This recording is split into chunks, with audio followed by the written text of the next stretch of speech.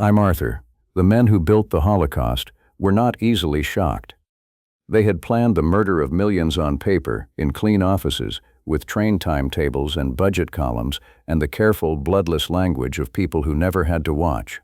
And yet, in the summer and autumn of 1941, German officers stationed in a small corner of occupied Europe began sending reports back to their superiors, and those reports carried a strange, startled note running all the way through them. It was not horror that anything was being killed.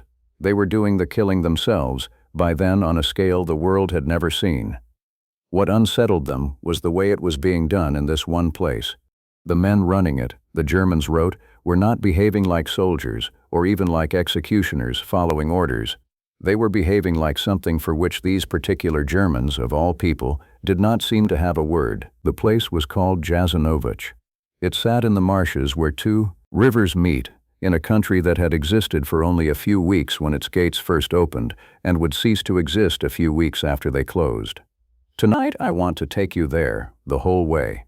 From the spring this country was invented out of an invasion, to the spring it was burned to the ground by the very men who ran it, so that no one would ever be able to count what had happened inside. Find somewhere comfortable and let the evening settle around you.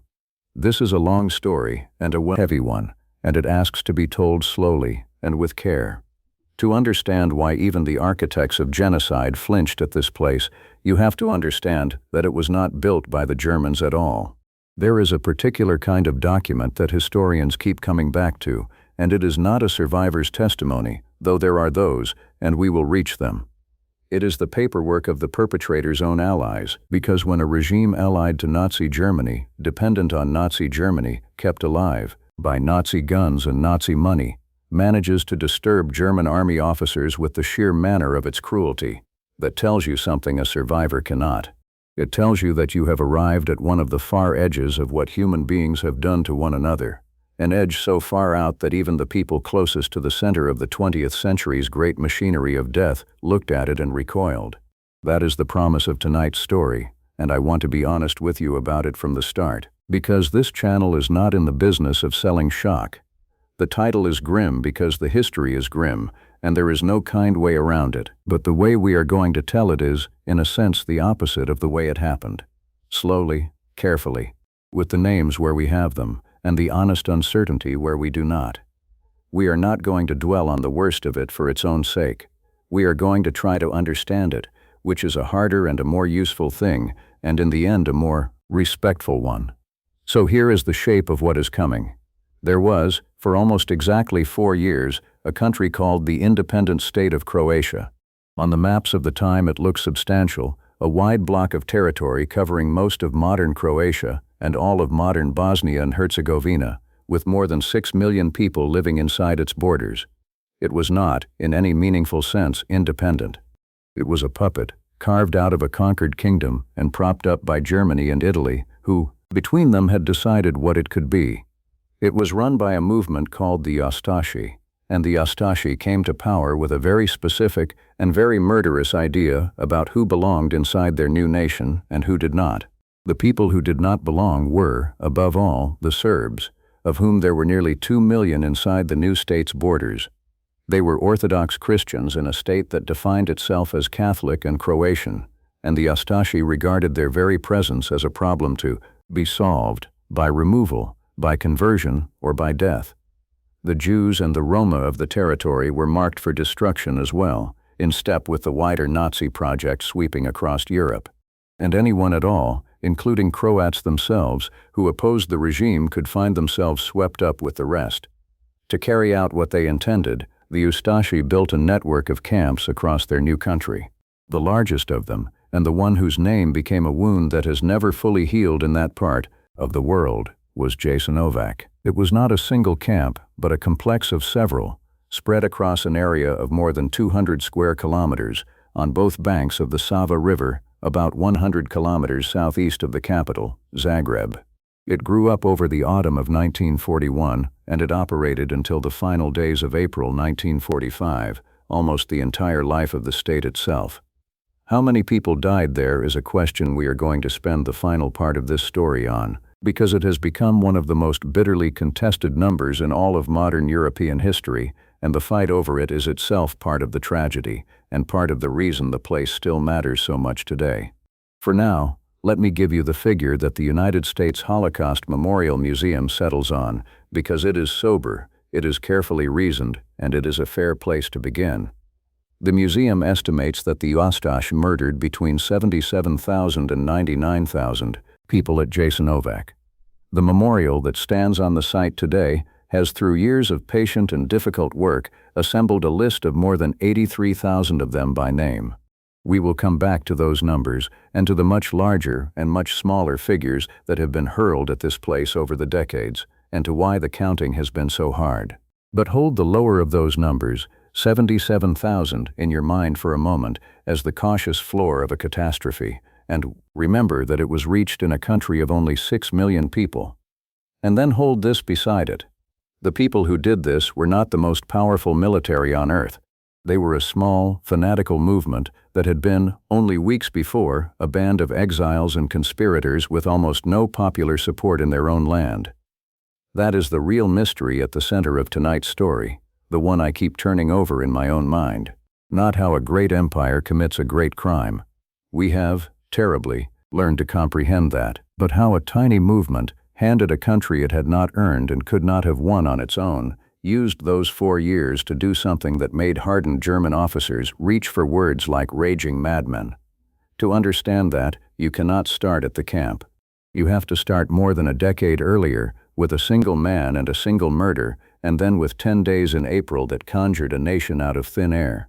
To understand the man who would become master of all this, you have to go back to 1929, to a kingdom that was already coming apart at the seams. The kingdom of Yugoslavia was a young and fragile thing, stitched together after the First World War out of a half-dozen peoples with long and tangled histories, ruled from Belgrade by a Serbian royal house. It had never quite settled into itself. Among the Croats in the north and west, in particular, there was a deep and long-standing resentment at being governed from a Serbian capital, a feeling that the promise of a union of equals had curdled into something closer to domination. That grievance was real, and it matters, because the Ustaše would feed on it for the rest of their existence. But it is also important to say plainly, here at the start, that the overwhelming majority of Croats wanted no part of what the Ustaše would eventually become. The movement was always a fringe. It simply had the great misfortune, for everyone, of being in the right place when the country fell. In 1929, the king of Yugoslavia, Alexander, frustrated with the endless quarreling, abolished parliament and declared a royal dictatorship. He banned the political parties, including the ones that spoke for Croatian discontent. And into that closing of doors stepped a Zagreb lawyer named Ante Pavelić, who decided that if Croatia could not be argued out of Yugoslavia, it would have to be torn out by force. He left the country, and abroad he founded a revolutionary movement, and he called his followers the Ustaše, a word meaning, roughly, the insurgents, the ones who rise up. Through the 1930s, Pavelić lived in exile, mostly in Mussolini's Italy, which was happy to keep a useful troublemaker on hand to needle its neighbor across the Adriatic. He ran training camps for his men. He built links with other violent nationalists, including a Macedonian revolutionary organization with its own grudge against Belgrade.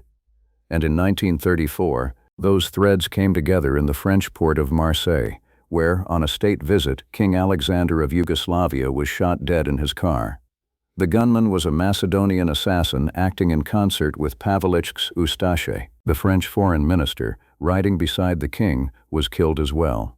It was one of the most spectacular political murders of the decade, captured on newsreel film, and it announced Pavelić to the world as a man entirely willing to kill on the largest stage. French court tried him for it in his absence and sentenced him to death.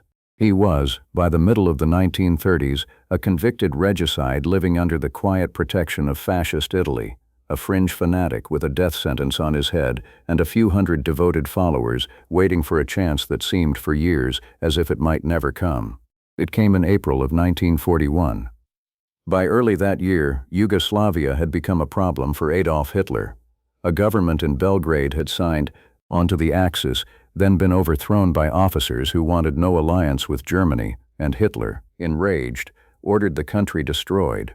On the 6th of April, 1941, The German Air Force began bombing Belgrade without any declaration of war, and Axis armies, German, Italian, Hungarian, and Bulgarian, poured across the borders from every direction. The Yugoslav army, badly led, poorly equipped, and divided against itself along the very national lines that had always strained the kingdom, collapsed in less than 2 weeks. Into that collapse, the conquerors needed to install someone to govern the Croatian lands, and at first their choice was not Pavelić at all. It was a man named Vladko Maček, the leader of the Croatian Peasant Party, by far the most popular politician among the Croats, a man who genuinely commanded the loyalty of his people. The Axis offered Maček the chance to lead a new Croatian state. To his lasting credit, and it is worth pausing on, because so much of this story is about the choices men made, Maček refused.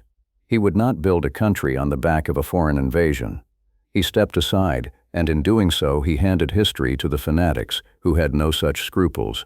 On the 10th of April, 1941, as German tanks rolled into Zagreb, a senior Ustaše officer named Slavko Kvaternik went on the radio and proclaimed the birth of the Independent State of Croatia.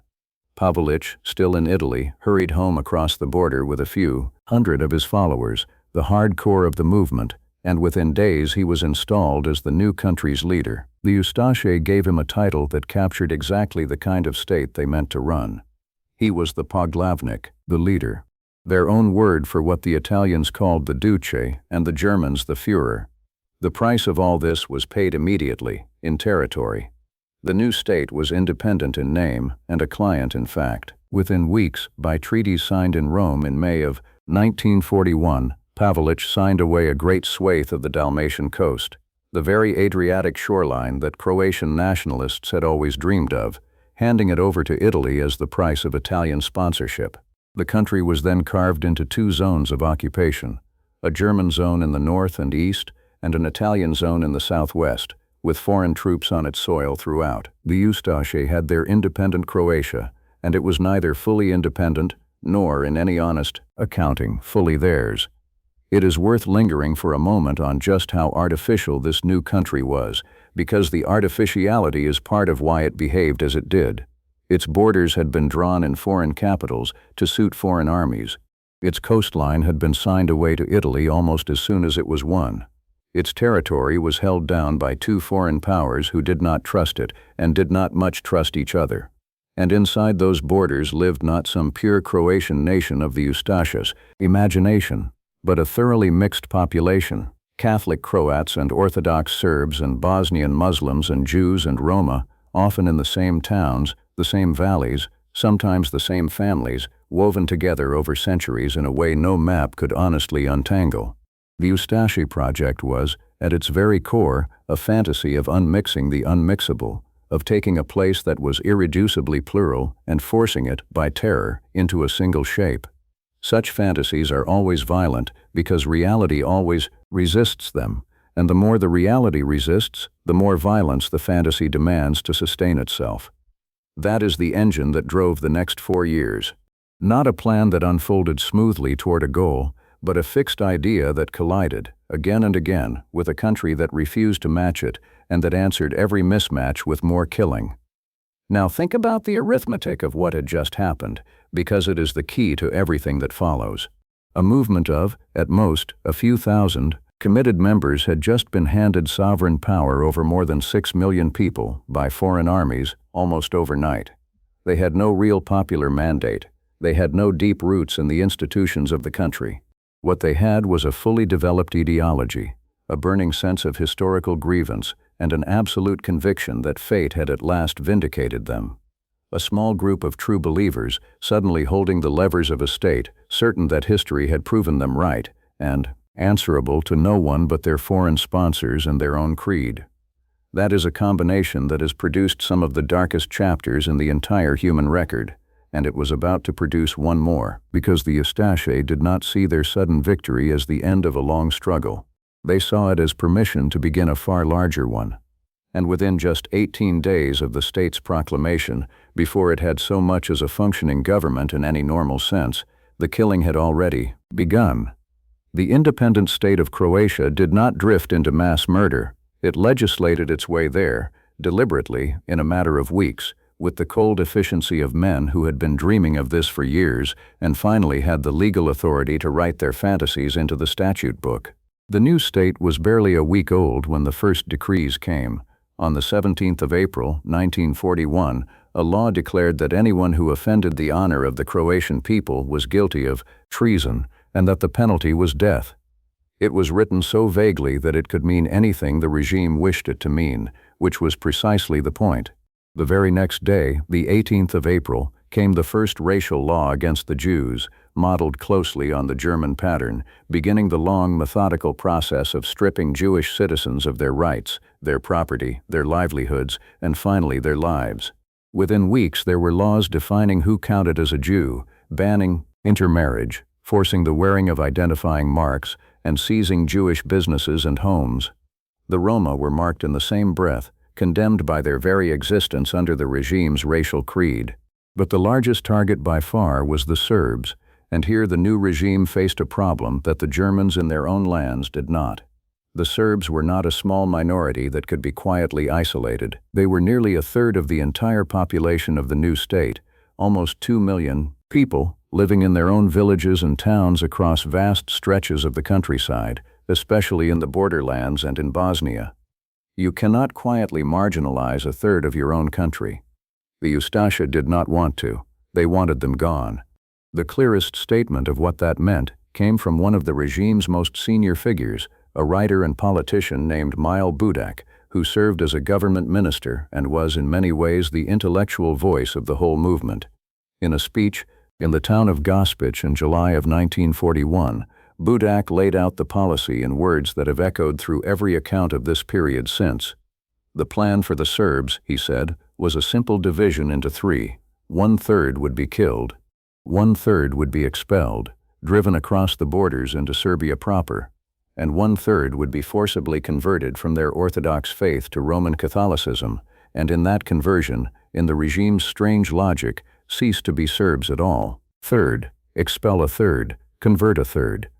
It is one of the most chillingly explicit statements of genocidal intent ever spoken aloud by a man in government, and Budak said it in public, to a crowd, and it was applauded. The conversion campaign that followed was its own dark chapter, and it drew in the Catholic Church of the new state in ways that remain painful and contested to this day. Across the country, Orthodox Serbs were pressured, often at gunpoint, to convert to Catholicism as the price of survival. Some of the Catholic clergy embraced this, seeing in it a chance to win souls and to remake the religious map of the land. Others were uneasy and accepted forced conversion only under the pretext that it was saving lives that would otherwise be taken. The Church's role in those years has been argued over ever since, and I am not going to try to settle it for you tonight, because honest historians still do not fully agree. What is not in doubt is that conversion, when it was offered at all, was offered under the shadow of the gun, and that for very many Serbs it was not offered at all. For them there was only the first third of Budak's formula. It is worth being precise about who the regime's racial creed counted as belonging and who it cast out, because the logic of it explains so much of what followed. The Ustaše defined the nation not quite by blood and not quite by language, but very largely by faith. Roman Catholics were Croats, the core of the new nation, and in a move that surprised some at the time, the regime also declared the Muslims of Bosnia to be Croats as well, the purest flower of the Croatian nation, as the propaganda liked to put it, whose support was wanted against the common enemy. What disqualified a person, in the regime's eyes, was Eastern Orthodoxy. To be Orthodox was, in this twisted scheme, to be a Serb, and to be a Serb was to be the great obstacle standing in the way of the pure Croatia the Ustaše dreamed of. That is precisely why conversion could, in theory, save a life. Change a person's church, and you changed, in the regime's logic, their very nationality. It was nonsense as a description of the world, but it was lethal as a policy. And it should be added that the Muslims the regime had courted were, for the most part, unmoved by the courtship. Many wanted nothing to do with the Ustaše or their killing, and a good number would come to oppose the regime outright. The favored status was a tool handed down from above, not a loyalty earned from below. What I keep coming back to, reading the record of those first months, is how fast the words became deeds. This was not a slow radicalization over years, the way the German persecution had unfolded across the 1930s. The massacres began almost immediately, in the countryside, long before any camp at Jasenovac existed. On the 28th of April, 1941, just 18 days after the state was declared, Ustaše rounded up around 190 Serb men near the village of Gudovac in the north of the country and killed them. It is generally recorded as the first mass killing of the new regime, and it set a pattern that would repeat itself hundreds of times across the spring and summer. Local Ustaše units, often led by a single fanatic with a handful of armed men, would descend on a Serb village, gather the men, sometimes the entire community, and murder them, frequently with whatever was at hand. In May, in the town of Glina, that pattern took on a form that has never been forgotten in the region. A group of Serb men and boys were taken to the local Orthodox church, and there they were killed, and the church was set alight. Estimates of the dead across those few days in Glina run from around 260 to over 400. The use of the church was not incidental, it was a message. In the regime's logic, the Serbs' Orthodox faith was the very mark of their foreignness, and so the buildings of that faith became killing grounds. Across the new state, Orthodox churches were burned, dynamited, or simply seized and rededicated to another god. This wave of killing in the summer of 1941 was so broad and so savage that it produced two immediate consequences the Ustaše had not fully reckoned with, and both would shape everything that came after.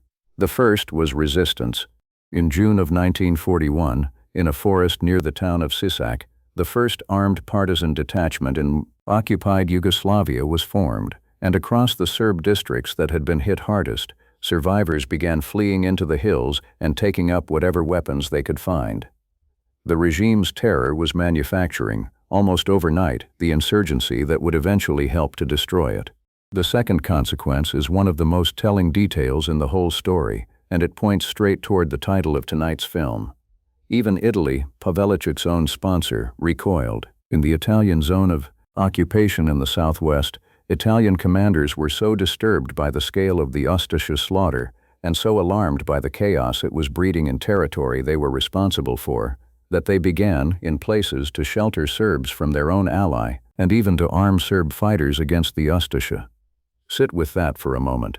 One of the two fascist powers that had created this state was, within months, protecting the regime's victims from it. That is the first sign we have, and it comes from inside the Axis itself, that the Ustaše had gone somewhere even their patrons would not follow. By the time Jasenovac opened its gates in August of 1941, then tens of thousands of people had already been murdered in the open countryside, village by village, in a wave so chaotic and so widespread that it was causing real problems for the regime and its sponsors alike. The killing fields came first. The camp was in part an attempt to bring order to a slaughter that was already out of control, to move it off the village greens and behind walls, where it could be done more quietly and counted and managed. That was the intention. What was built instead became something its own founders could barely control, and something its German allies would soon be writing home about in disbelief. In August of 1941, the Ustaše authorities established the first camps of what would grow into the Jasenovac complex, in the marshy lowlands where the Una River flows into the Sava, near the village that gave the whole system its name. It was a deliberately chosen landscape.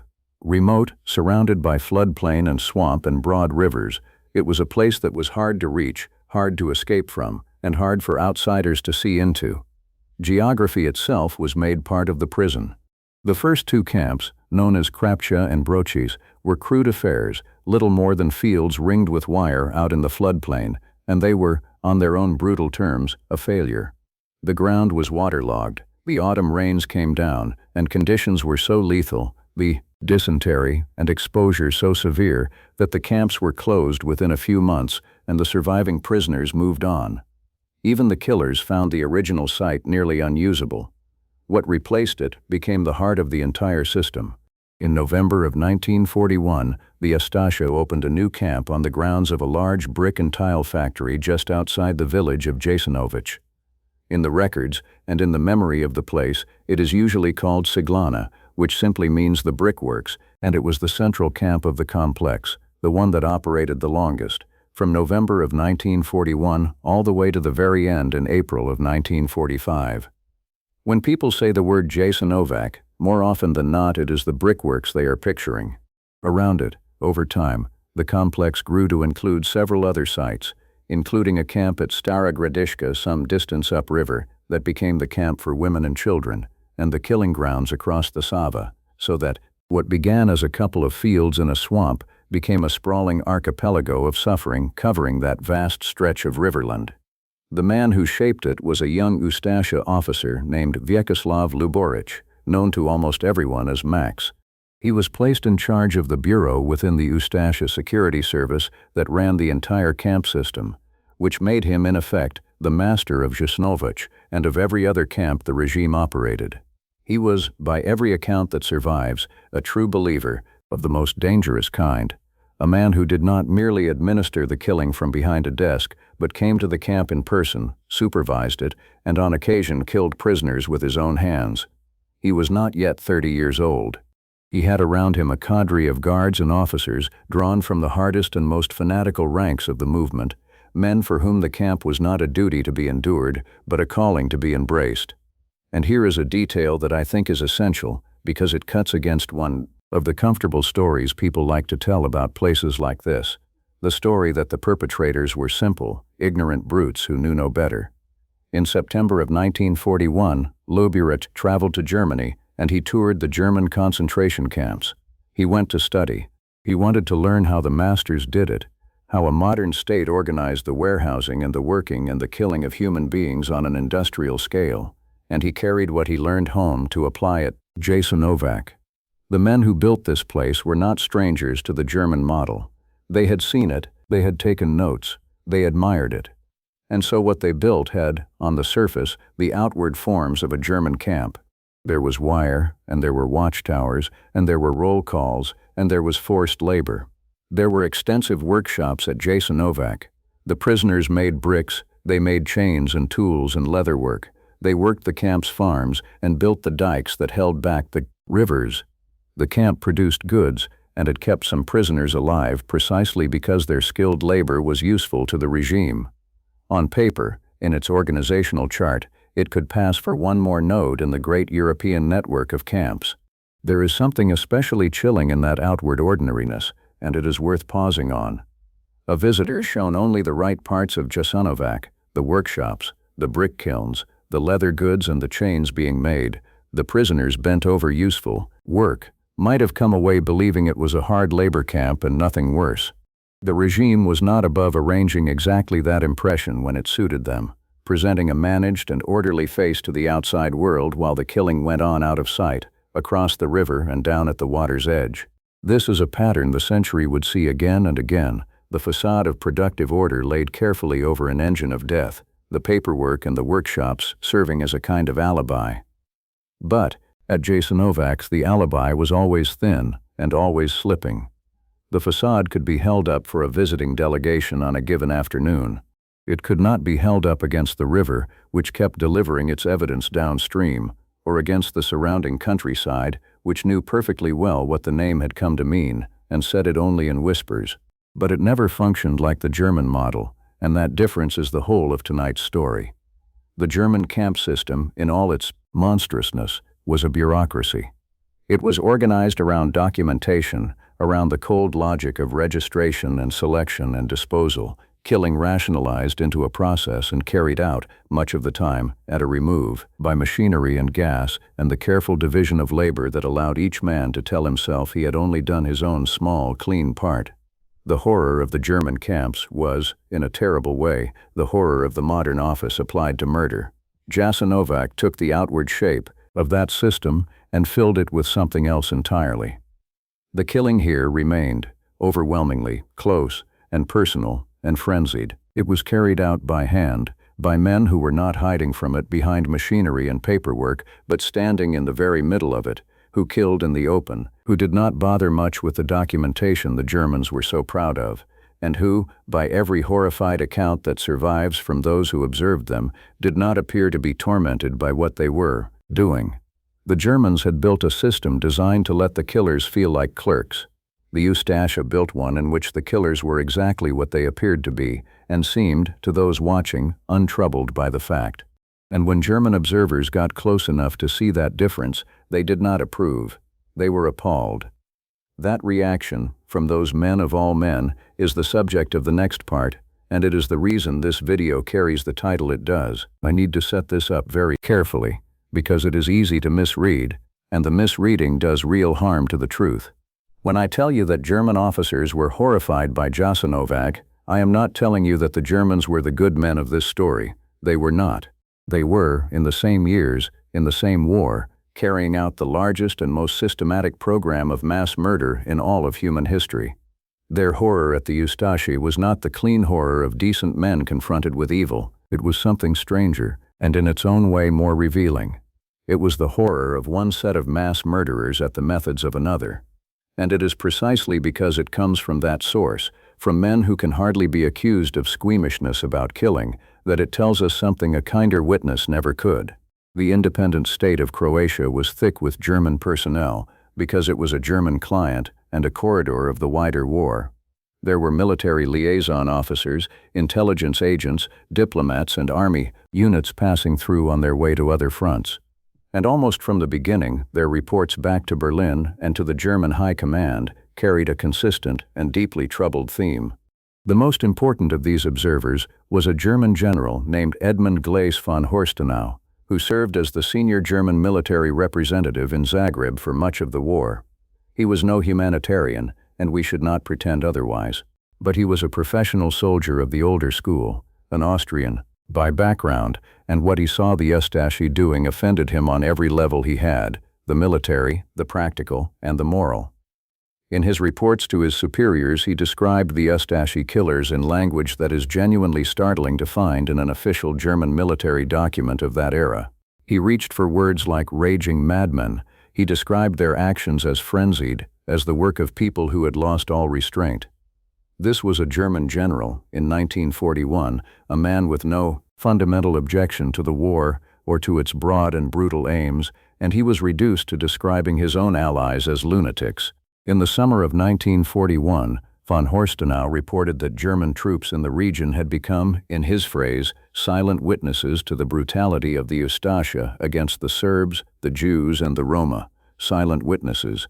German soldiers, hardly strangers to violence, standing by and watching their allies at work and finding it difficult to keep looking.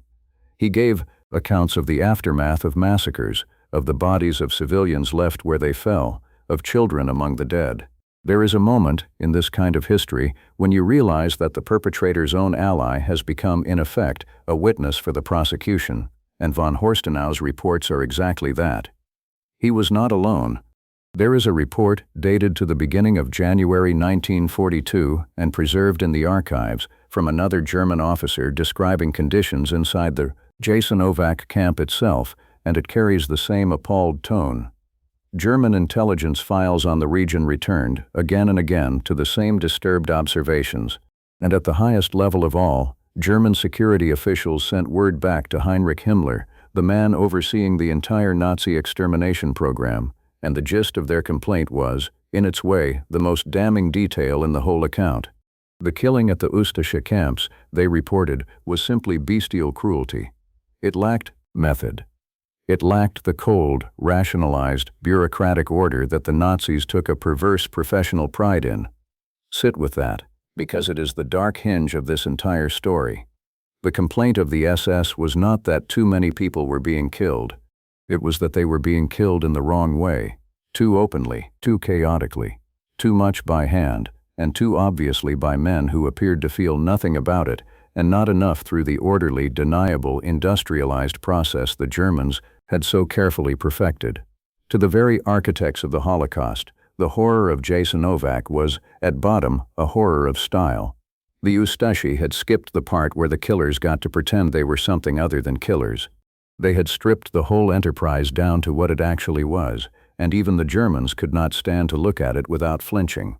There was also a thoroughly practical side to the German objections, and it would be dishonest to leave it out, because it explains why Berlin tolerated all this rather than stopping it, And the answer is bleak. The Germans complained, but they did not seriously intervene because the Ustaše were doing work that served the broader Axis purpose, and because the alternative, removing them, was more trouble than it was worth. What truly worried the German command was not the morality of it, but the consequences. The Ustaše violence was so indiscriminate and so widespread that it was driving the surviving Serb population straight into the arms of the resistance. Across the countryside, Serbs who had watched their villages burned and their families murdered fled into the hills and took up arms, joining the communist partisans under a leader named Josip Tito, or the rival royalist guerrillas, and the result was a ferocious insurgency that tied down German and Italian divisions for the rest of the war. From a coldly strategic German point of view, the Ustaše were not only monstrous, they were incompetent. They were manufacturing the very enemy that was bleeding the Axis and the Balkans year after year, and no amount of killing could keep ahead of the hatred it created.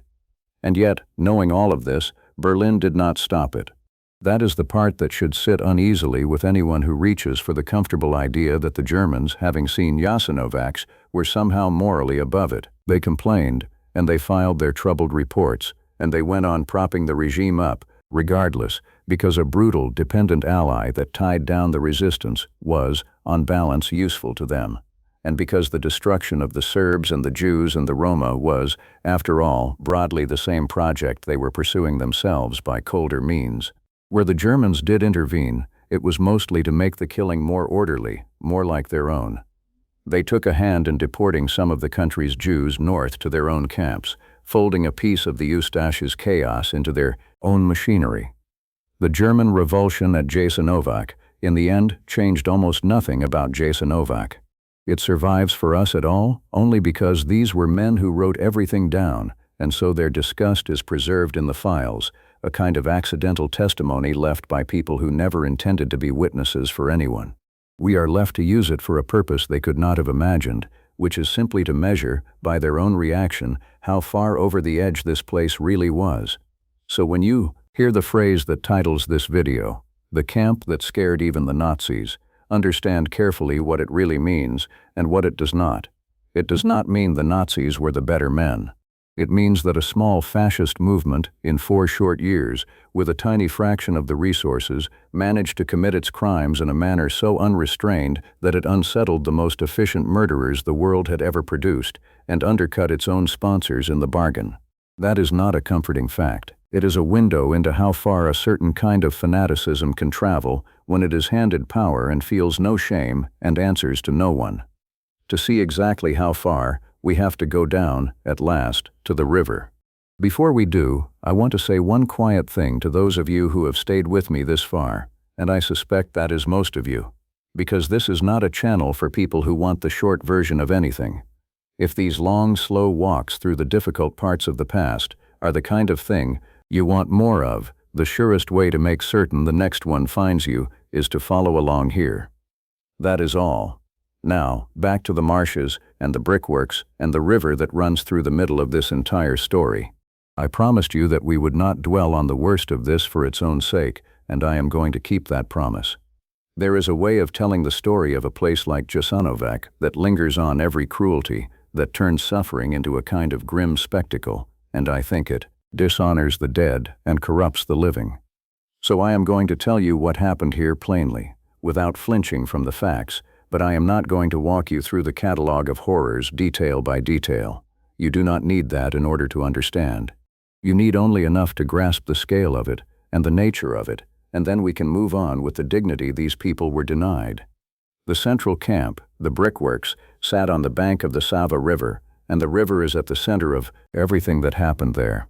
The geography of the place was, in the end, a machine for disposal. Many of those who were killed at Jasenovac were taken to the water's edge, to a loading dock that the prisoners called the Granic, a crane that in ordinary times had been used to load bricks and timber onto barges. And there, at the river, large numbers of people were killed and their bodies given to the Sava, which carried them downstream and away. Fishermen and villagers far below the camp reported, through all those years, what the river was bringing them. The Sava became, in a sense, the camp's only honest record, the one piece of testimony the Ustaše could not control or conceal, and it told the surrounding country something the regime desperately wished to keep hidden. Across the river from the main camp, on the far bank, lay an area called Gradina, and it became the principal killing ground of the entire complex, a stretch of open earth where the largest numbers were taken and where, to this day, the mass graves are concentrated. The killing there was done, overwhelmingly by hand and with simple tools, and that fact, more than any other, is what set Jasenovac apart from the German camps and what so disturbed the Germans who learned of it. There were no great gas chambers at the brickworks of the kind the Nazis built at their death factories in occupied Poland. The regime did experiment with poison gas at the subcamp at Stara Gradiška, and there is evidence of crematory ovens at Jasenovac built by converting the existing brick kilns, the work of a camp engineer who turned the furnaces of a factory toward a purpose factories were never built to serve. Historians still debate exactly how and how much those ovens were used, and I am not going to pretend to a certainty the record does not support, because the honest uncertainty is part of telling this properly. But the heart of the matter is not in the machinery. At Jasenovac, the killing was mostly done the old way, up close, by men using their hands, and it is that nearness, that absence of any merciful distance between the killer and the killed, that gives this place its particular and terrible character, and that is the thing the Germans could not abide. The prisoners who were not killed outright were worked, and starved, and exposed. They were set to labor in the brickworks and the workshops, on the dikes and the embankments along the rivers, on almost no food, through the freezing winters of the flood plain and the disease-ridden summers, and the death rate from hunger and sickness and exhaustion was, on its own, before any deliberate killing at all, simply enormous. To be sent to Jasenovac was understood, throughout the country, to be a sentence of death, whether that death came quickly or slowly. People spoke of it in lowered voices. A whole vocabulary of dread grew up around the name, and parents used it, the way frightened people always have, as the worst thing they could imagine. And the victims, it is important to keep saying this, were not an abstraction, not a category, not a number. They were the Serbs of the surrounding regions, gathered in their tens of thousands from the villages the regime was emptying. They were the Jews of Croatia and Bosnia, an ancient community that had lived in those lands for centuries, in Zagreb and Sarajevo and the towns between, and that was by the end of the war almost entirely destroyed, with the great majority of those who died perishing in the Ustaše's own camps rather than being deported to the Germans, a detail that matters because it means the destruction of the Jews of Croatia was, to an unusual degree, carried out by the locals themselves, on home ground, not outsourced to distant factories of death. And they were the Roma, brought to a section of the complex near a place called Ustica, and murdered in such numbers that the Roma community of the Independent State of Croatia was effectively annihilated, an entire people inside that country very nearly wiped from the earth, and remembered today by far too few. And they were Croats and Bosnian Muslims who had stood against the regime, partisans and dissidents and ordinary people who had simply said the wrong thing, or sheltered the wrong neighbor, or refused to look away.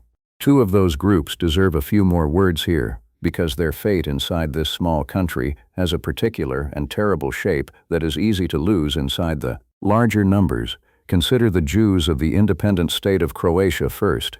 They were not a large community, perhaps 40,000 people in all, but they were old and deeply woven into the life of the cities, in Zagreb and in Sarajevo and the towns between them. The regime moved against them at once, with the racial laws of that 1st April, and then with the camps. What is striking, and what sets this corner of the wider Holocaust somewhat apart, is how much of the killing was done locally, by the Ustaše themselves, rather than by deportation to the German death factories in the east. The great majority of the Jews who died from this country died inside its own camps, very many of them at Jasenovac. There were deportations as well. In August of 1942, and again in the spring of 1943, thousands of the remaining Jews were rounded up and shipped north to Auschwitz, several thousand in all handed over to the Germans for that last journey. But by then most were already dead, killed at home. By the end of the war, something on the order of 3/4 to 4/5 of the Jews of the Independent State of Croatia had been murdered, a community of centuries reduced, in 4 years, to a scattered remnant. And consider the Roma, whose destruction was, if anything, even more complete and is even less remembered today. They were brought to a section of the complex near a village called Ustica, and they were killed there in such numbers and so thoroughly that the Roma community of the independent state of Croatia was effectively annihilated, very nearly erased from the country altogether. They left behind fewer records, fewer survivors, and fewer mourners than any other group, and so they have remained, even now, the most forgotten of all the dead of this place, a whole people gone almost without an echo. When the names are read aloud at the memorial today, more than 16,000 of them are Roma, and that figure, large as it is understood by everyone who studies it to be only a fraction of the true loss. Among all of those people, there was one group whose presence at Jasenovac is almost impossible to write about, and whom I am not going to look away from, because to leave them out would be the deepest dishonesty of all. There were children here, in very great numbers. To understand how they came to be in a place like this, we have to leave the brickworks for a while and go up into the mountains to the north, where in the summer of 1942, a single military operation set in motion one of the cruelest chapters of the entire war. The Jasenovac complex was not only the brickworks and the killing ground at Gradina. Some distance upriver stood another camp, built around an old Austro-Hungarian fortress and prison at a place called Stara Gradiška, and over the course of the war it was turned into the part of the system that held women and children. To understand why there were children in the camps at all, in such numbers, you have to understand the war that was burning across the countryside by the middle of 1942. The insurgency that the Ustaše's own violence had done so much to ignite was, by then, a serious and growing threat, and one of its strongholds was a mountain region called Kozara, in the northwest of Bosnia, where partisans held out among the forests and the villages that supported them. In the summer of 1942, German and Ustaše forces launched a major offensive to crush the resistance there, and when the fighting was done, they did not deal only with the fighters. They swept up the civilian population of the whole region, tens of thousands of people, the families of the area, and emptied them out of their homes entirely. The scale of that single operation is hard to take in. The Kozara offensive uprooted something on the order of 60,000 people, perhaps more, in a matter of weeks, an entire populated region cleared at gunpoint.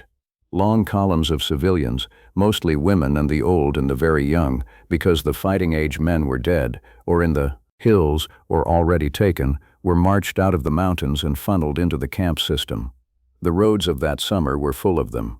And it was in the sorting of those columns, the separating of mothers from their children that the regime carried out as a matter of grim routine, that the camps filled with the young. A small child who had done nothing, who understood nothing of any of it, could be lifted out of a parent's arms at a collection point and sent down one road while the parent was sent down another, and that was very often the last that either of them ever knew of the other. Multiply that single moment by the tens of thousands, and you begin to grasp what the summer of 1942 actually was, beneath the dry military word offensive. What happened to those families is among the things that is hardest to set down, and I am going to set it down carefully.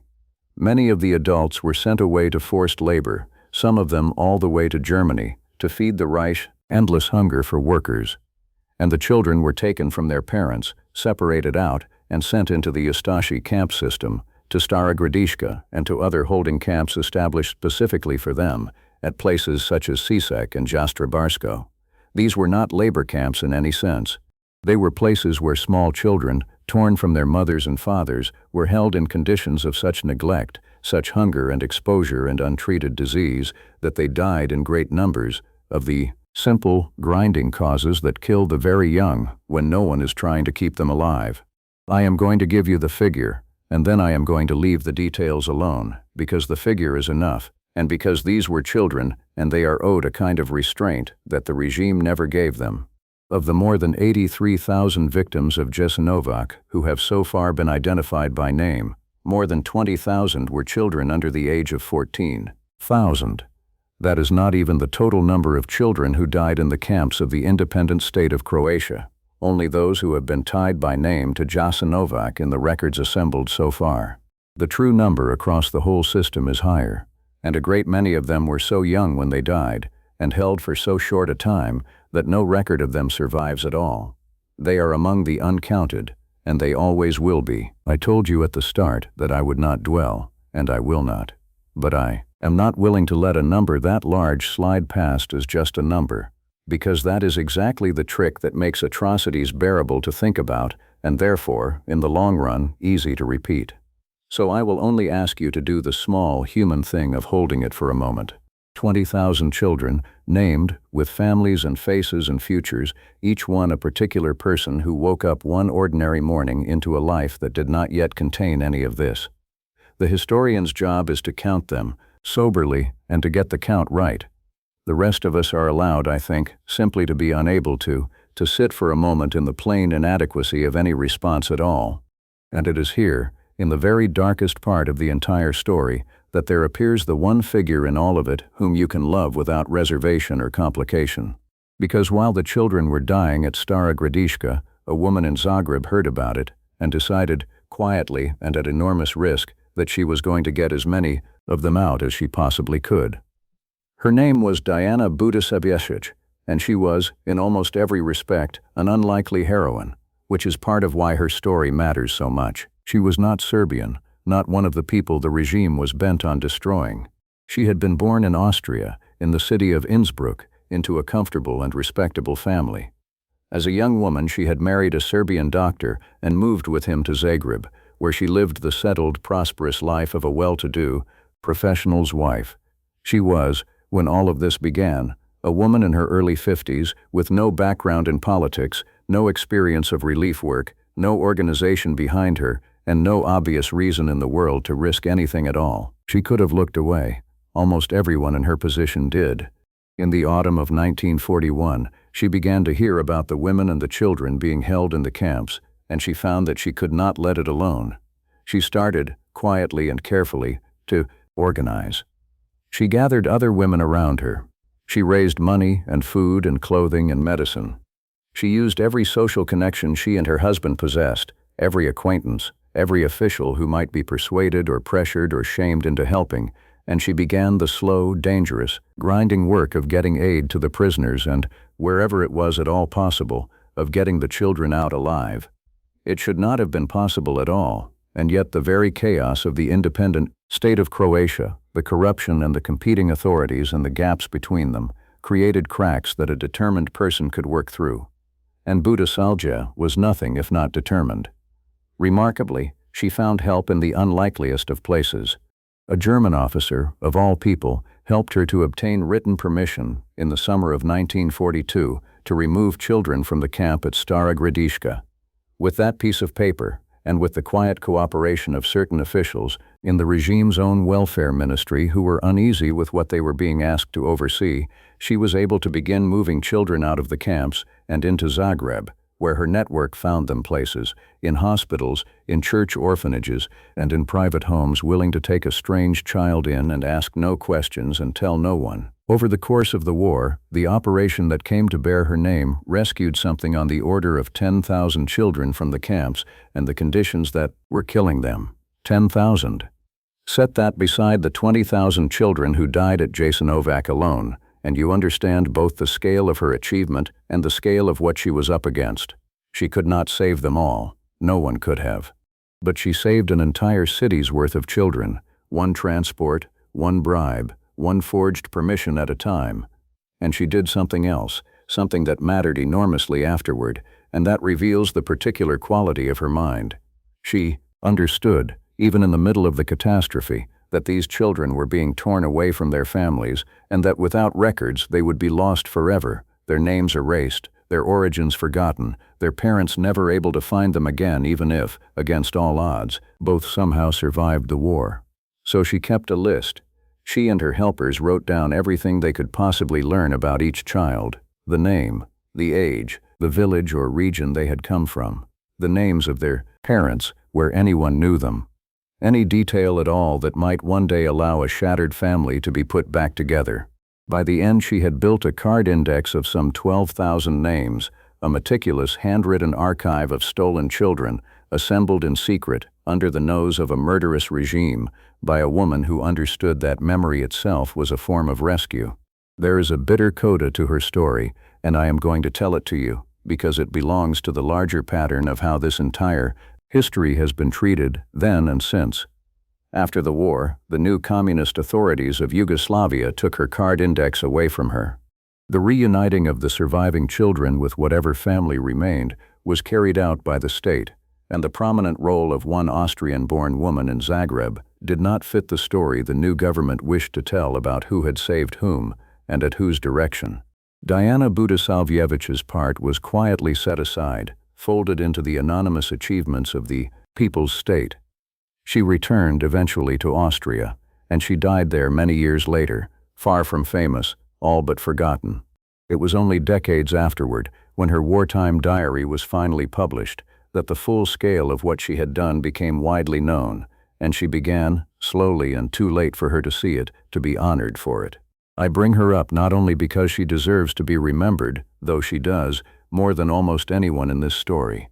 I bring her up because she is the living proof, standing right there in the middle of the worst of it, that what the men at the river did was a choice and not a fate. The Ustaše were not a force of nature. They were people who decided, and so was she. The same country, the same year, the same impossible and terrifying circumstances produced both the men at the loading dock and the woman with the card index. Nothing compelled either of them. It took the world a long time to understand what she had done, and longer still to honor it. But her name is now spoken at the memorial alongside the names of the lost, and there are streets and films and books that carry her story to people who would otherwise never have heard it. The children she pulled out of the camps had children of their own in time, and grandchildren after them, whole branches of families that exist in the world today only because one comfortable woman in Zagreb decided that other people's children were her concern. That, too, is a kind of arithmetic, the exact opposite of the arithmetic of the camp, and it is worth setting deliberately on the other side of the scale, even knowing, as we do, that it can never make the scale balance. That is worth carrying with you as we move into the end of the story, when the regime that built all of this finally ran out of time and tried in its last weeks to make sure no one would ever be able to prove what it had done. By the early months of 1945, the war that the Ustaše had bet everything on was visibly, irretrievably lost, and the men who ran the regime knew it. Germany was collapsing on every front. Tito's partisans, the resistance army that the Ustaše's own cruelty had done so much to call into being, had grown into a genuine military force, hundreds of thousands strong, recognized by the Allies, and it was closing in from the south and east. There is a hard irony in that, and it is worth naming plainly before we reach the end.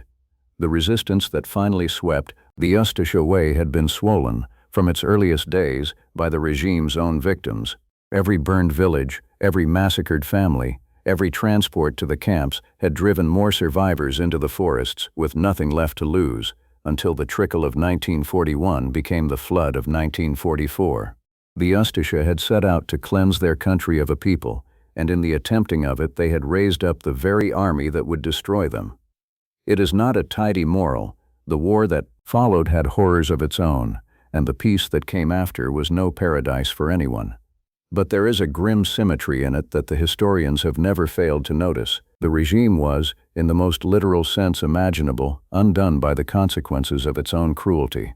The independent state of Croatia, that 4-year-old invention conjured out of an invasion, was about to vanish as suddenly and as completely as it had appeared. And the men who ran Jasenovac turned their minds, in those final weeks, to a single overriding problem: evidence.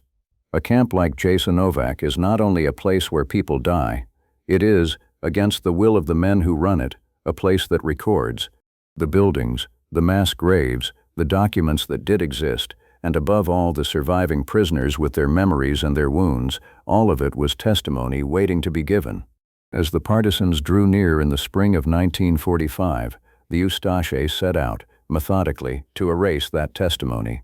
They worked to destroy the camp itself, to demolish the buildings, to dig up and burn what they could, and to kill the prisoners who remained, so that no living voice would be left to describe what the place had been. The last act of the camp was an attempt to unmake itself. The prisoners understood exactly what was coming. By late April, the few who were left, men worn down by months and years of captivity, starvation, and labor, knew with grim certainty that the regime did not intend for any of them to walk out alive, that they were meant to disappear along with the buildings and the records. And so, on the 22nd of April, 1945, the surviving prisoners of the main camp did the only thing left to do. They rose up. Roughly 600 of them, armed with nothing but bricks and boards in their bare hands and the desperate clarity of people who have nothing left to lose, rushed the guards in a single coordinated moment and tried to break out through the gates and over the walls and across the open ground beyond. It was not, in any conventional sense, a victory. The guards had machine guns, and the great majority of those who ran were cut down in the open or in the river. Of the roughly 600 who made the attempt, fewer than 100 got clear. But they got clear. They lived, and in living they became witnesses, which was the one thing the regime had been most determined to prevent. When you add to them the handful who survived from the other parts of the complex, those who hid, those who slipped away in the chaos of the final days, and the women and children who had been rescued earlier through other means, the total number of people known to have come out of the Jasenovac system alive is heartbreakingly small. In all, only about 169 people are recorded as having survived the final liquidation of the camp. 169 out of the tens upon tens of thousands who passed through its gates across 4 years. That ratio is the camp's true measure, more than any disputed total. When the partisans finally reached Jasenovac in the first days of May 1945, they found not a functioning camp but the ruins of one, demolished and burned, the buildings pulled down, the ground itself left as the largest single piece of evidence the killers had not been able to destroy. The Independent State of Croatia ceased to exist within days. Its army, and tens of thousands of its officials and soldiers and supporters and their families, fled north toward the Austrian border, hoping to surrender to the British and the Americans rather than to the Yugoslavs they had given so many millions of reasons to fear them. What happened at that border is its own grim chapter, and it is still bitterly argued over today. At a place called Bleiburg, just across into Austria, this enormous fleeing column reached the British, and the British, in keeping with Allied agreements, refused to take them in and turned them back to the partisans. What followed were death marches and mass killings as the victorious Yugoslav forces took their revenge on the retreating Ustaše and on many others swept up with them, soldiers and civilians alike. It was killing on a large scale, outside any court, and in the decades since it has become a powerful and contested symbol, sometimes honestly mourned, sometimes cynically exploited to muddy the waters around what the Ustaše themselves had done. Both things can be true at once, and an honest telling holds them both. A regime can commit genocide, and its fleeing remnants can also be killed without trial, and neither fact cancels the other. But here the story takes a turn that I find, in some ways, the hardest part of all to accept, because it is the part where you wait for justice to arrive, and for the men most responsible, it mostly does not. The country was gone, the camp was destroyed, the reckoning at the border had been savage. And yet the men who had conceived and built and run all of this, the men at the very top, did not, in the main, stand against a wall the way they had stood so many others. Most of them got away. To understand how, we have to follow them out of the burning country and across the post-war world. Let us begin with the leader, the poglavnik, Ante Pavelić. When his state collapsed, Pavelić did what the worst of the regime did. He ran. He made his way out of Yugoslavia and into the vast chaos of post-war Europe, a continent of ruins and displaced millions in which a determined man with the right help could disappear. And there he vanished into one of the darker stories of those years, the network of escape routes that historians have come to call the rat lines. These were not a fantasy or a legend. They were a real, organized system, and at the center of the one that mattered for the Ustaše was a Croatian Catholic priest named Krunoslav Draganović, who operated out of a Croatian religious college in Rome. From that base, Draganović and a small circle helped a number of wanted Ustaše figures obtain false papers, safe houses, and passage out of Europe entirely, often by way of the port of Genoa and across the Atlantic to South America. Pavelić himself was hidden in Italy for some 2 to 3 years after the war, under the protection of this network, before he surfaced, in 1948, on the far side of the world. He went to Argentina. There, under the government of Juan Perón, which welcomed a good many such men in those years, he lived more or less openly. The leader of a regime responsible for the deaths of tens of thousands at a single camp, a convicted assassin, a man with the blood of an entire genocide on his hands, became of all things a security advisor and lived out his days in South America as a free man, surrounded by a community of fellow exiles who still regarded him as their rightful leader. Justice, such as it ever was for him, came not from a court, but from a gunman. In 1957, on a street in Buenos Aires, Pavelić was shot in an assassination attempt and badly wounded.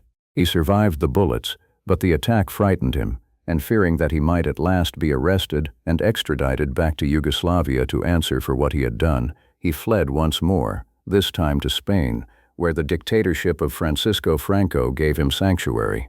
He never fully recovered from his wounds. He died in a hospital in Madrid at the very end of December 1959, in his bed, a free man to the last, having never once stood trial for any of it. He was 70 years old.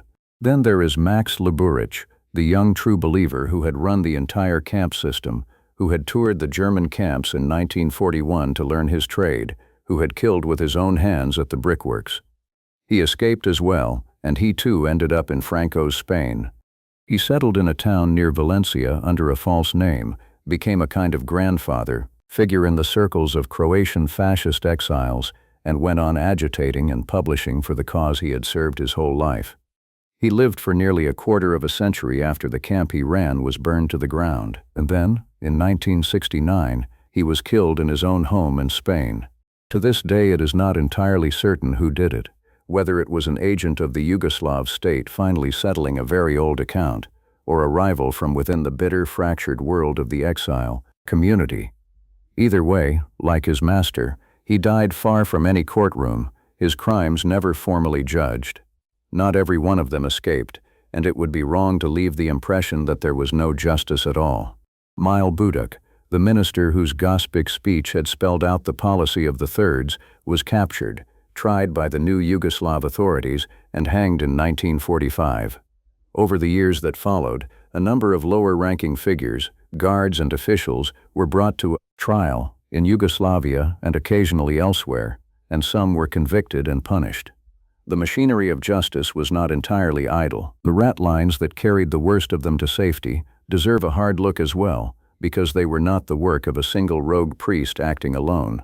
They were a network, with money behind it and powerful sympathies shielding it, that took advantage of the chaos of post-war Europe and the gathering chill of the Cold War, in which yesterday's anti-communist, fascist could be quietly reclassified as a useful asset against the new Soviet enemy. Forged identity papers, relief documents, safe houses, passage through Italian ports, sympathetic officials willing to look the other way, all of it combined to move men who belonged in a courtroom onto ships bound for Argentina, for Spain, and beyond. The same currents that carried Pavelić out of Europe carried others, from this regime and from the German one alike, into long and comfortable exiles. It is one of the more dispiriting truths of the whole period that the end of the war did not so much close the door on the killers as open a side exit for them, and that a number of the people best placed to slip through it were the very ones who had given the orders. But the pattern at the top is the one that has to be reckoned with honestly, because it is the pattern that recurs, again and again, in the aftermath of the century's great crimes. The men who designed the policy, who gave the orders, who built the system and set its tone, the poglavnik and the master of the camps, in the main, got old. They got away.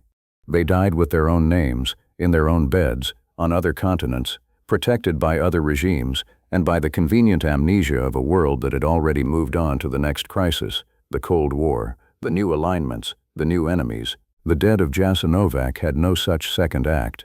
They got the river and the open ground at Gradina, and a silence that the men who killed them spent their comfortable retirements helping to maintain. I think it is important to feel the full weight of that, and not to rush past it toward a tidier ending, because there is no tidy ending here, and pretending otherwise is its own small betrayal. The closest thing to a final reckoning that Jasenovac has ever received is not a verdict, and it is not a punishment. It is a number, an attempt simply to count the dead and to say their names aloud, and even that, even the basic and decent act, of counting has been turned into a battlefield, fought over bitterly for the better part of a century. That fight is the last thing I want to walk you through tonight, because in a strange and important way, it is the place where this whole story still lives and still does harm, and still, occasionally, finds a little grace. How many people died at Jasenovac? It sounds like a simple question, the kind a historian ought to be able to answer with a figure and a footnote. It is, instead, one of the most contested numbers in modern European history, and the contest over it has gone on, fiercely, for as long as the camp has been closed. To understand why, you have to understand that the number was never permitted to be just a number. From the very beginning, it was political, and it has stayed political, and the politics have at times mattered more to people than the dead the number is supposed to describe. The first figures came from the new communist Yugoslavia, in the years right after the war, and they were enormous. The official tendency was to speak of the dead at Jasenovac in the hundreds of thousands, and a figure of around 700,000 became, for decades, the standard claim in Yugoslav accounts and textbooks. That number served a purpose, several purposes in fact. It underscored the monstrousness of the regime the partisans had defeated. It helped bind the new, fragile, multi-ethnic Yugoslavia together around a shared memory of fascist horror, and it cast the communist victors, by contrast, as the saviors of all the country's peoples. Whether it was accurate was, in those years, almost beside the point. It was useful, and so it stood.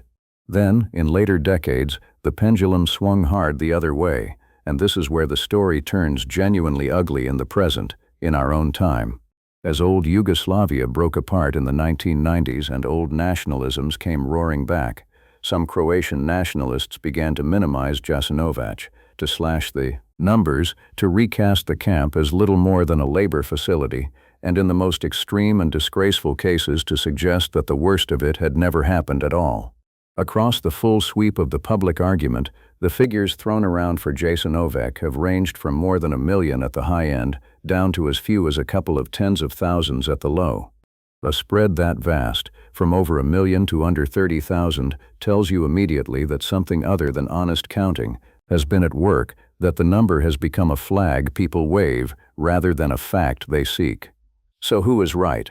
The most credible answer came not from politicians on either side, nor from propagandists with a cause to serve, but from two careful demographers, one a Serb and one a Croat, working independently of one another in the 1980s. By painstakingly comparing the population census from before and after the war, accounting for births, for ordinary deaths, for emigration and the movement of refugees, they each set out to calculate how many people had actually gone missing from the population, and why. And they arrived, separately, by different routes, at figures for the total dead at the Jasenovac complex in the same rough neighborhood, on the order of tens of thousands rather than hundreds of thousands, broadly consistent with the range the careful institutions use today. Two scholars from the two communities with the most to gain from a different answer, using cold, demographic arithmetic, converging on roughly the same ground.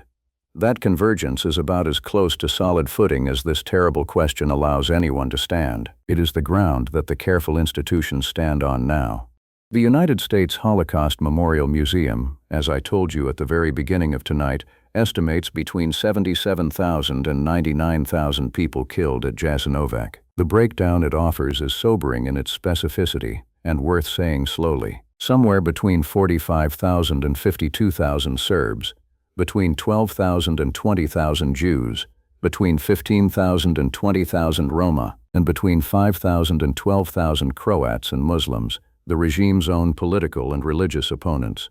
And the memorial that stands on the site today, through years of patient, unglamorous labor, has assembled its list of more than 83,000 individual victims, identified by name, close to 48,000 of them Serbs, more than 16,000 Roma, more than 13,000 Jews, and thousands of others, a list its keepers are always careful to say is not finished because the names are still being found, one at a time, even now. Why has the counting been so hard, beyond the politics?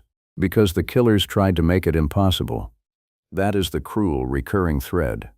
They destroyed the camp and its records in those final weeks precisely so that this question could never be cleanly answered. The mass graves across the river at Gradina hold an unknown number that the ground keeps to itself. Many who died were never registered at all, were never written into any book, especially the children and the villagers brought in and killed within days. The Sava carried others beyond any accounting. The deep uncertainty that surrounds the total is not in the end a failure of the historians. It is the last achievement of the men who ran the place, the final thing they accomplished, and in a grim way it is still working, decades on, because the argument over the figure has become a way of arguing over everything else, over guilt, over national memory, over who these countries are now, and what they are willing to admit about who they once were. That is why the count matters so much, and why I have spent this last part of the story on it rather than on the horrors. It is why the patient, quiet work of the people at the memorial, finding one more name, confirming it, and adding it to the list, is not a dry administrative exercise. It is the direct and deliberate answer to what the killers wanted. The Ustaše wanted the dead of Jasenovac to be a number too vague to grasp, or no number at all, a smudge that could be inflated or erased to suit whoever held the pen. Every single name recovered, every child and farmer and shopkeeper restored to the record with a place and a date, is a small defeat handed to them, decades late, by people who refuse to let the erasure stand. It is slow, and it is unglamorous, and it will most likely never be complete. But it is the one form of justice still left within anyone's reach, and it is being done, name by patient name, by people who were not even born when the camp closed its gates. The memory of the place has had its own hard road. In the 1960s, on the ground where the brickworks had stood, the Yugoslav authorities raised a monument, a great abstract sculpture in concrete, in the shape of a flower, designed by the architect Bogdan Bogdanović and opened in 1966. It was a deliberate choice not to build something grim. He gave the place a strange, soaring, almost gentle form, so that there would be somewhere to come and stand and grieve that did not force the horror back into the eyes of the very people who had survived it, a flower for the dead. And then, in the wars of the 1990s, even that was not spared. The memorial site was caught up in the fighting, and its museum was looted, and its exhibits scattered and damaged, the act of remembrance itself becoming, once again, a casualty. The collection had to be recovered and rebuilt painstakingly in the years that followed, and the work of the memorial goes on today, against the steady pressure of those who would still rather the whole thing were smaller, or vaguer, or gone. The argument is not safely in the past either. It lives on, every single year, at the site itself. There is an annual commemoration held at Jasenovac each April, timed to the anniversary of the prisoners' breakout, and for several years in the recent past, that commemoration split apart. From around 2016 through 2019, the representatives of the Jewish community, of the Serb community, and of the Roma, together with Croatia's anti-fascist organizations, refused to attend the official state ceremony at all. They held their own, separate commemorations instead, in protest at what they saw as the government's failure to confront a steady drip of revisionism, the minimizing of the camp, the reappearance in public life of the old regime's symbols and slogans. For a few years, in other words, the country could not even mourn its largest atrocity in one place, on one day, with one voice. The dead were commemorated by communities that would not stand beside the state, on the very ground where they had all died together. There has been, more recently, a small thaw. At the gathering marking 80 years since the breakout, the Serb, Jewish, Roma, and anti-fascist representatives came back and stood once more alongside the country's officials, all of them on the same field on the same day. It is a modest thing, perhaps, a matter of who is willing to stand next to whom on a patch of ground by a river. But after everything, the willingness of the descendants of the murdered to share that ground again with a state that has so often disappointed them is not nothing. It is, in its own quiet way, the most hopeful sentence in this entire story, and I did not want to reach the end without it. But the flower still stands by the river. People still come. School groups, and survivors' families, and travelers who only half know what happened here until they stand on the ground and feel it. They walk the long, quiet stretch out to Gradina. They read the names, some of them out loud, some only with their lips moving. And the Sava still runs past it all, the same wide river, carrying nothing now but water and light. I have tried tonight to tell you the whole of this as plainly and as carefully as I know how, to take you from the 10 days in April when a country was conjured out of an invasion, through the laws and the speeches and the burning villages and the churches set alight, into the marshes and the brickworks and down to the river, up into the mountains where the children were taken, and back to the woman in Zagreb who would not let them all be lost, and out the other side, through the breakout and the ruins and the men who sailed away to comfortable old age on other continents. It is a story about how much harm a small number of certain men can do when they are handed power they did not earn and feel no shame and answer to no one. And it is a story that disturbed even the people least likely in all the world to be disturbed by anything, which is the bleak and specific truth behind its title. But in the end, I do not want to leave you standing with the killers. I want to leave you with the count and the names and the slow, stubborn work of remembering, because that is the part of this story that is still going on, and it is the only part of it that the rest of us are actually able to join. If one name, or one place, or one single thing from tonight has stayed with you, I would be grateful if you left it in the comments below. Not as a formality, and not for the algorithm. It costs you nothing, and it is its own small kind of refusing to let a thing be forgotten, which is, when you come right down to it, the only justice some of these stories will ever receive. I'm Arthur. Wherever you are tonight, and whatever you have made of all of this, thank you for sitting with it all the way to the end.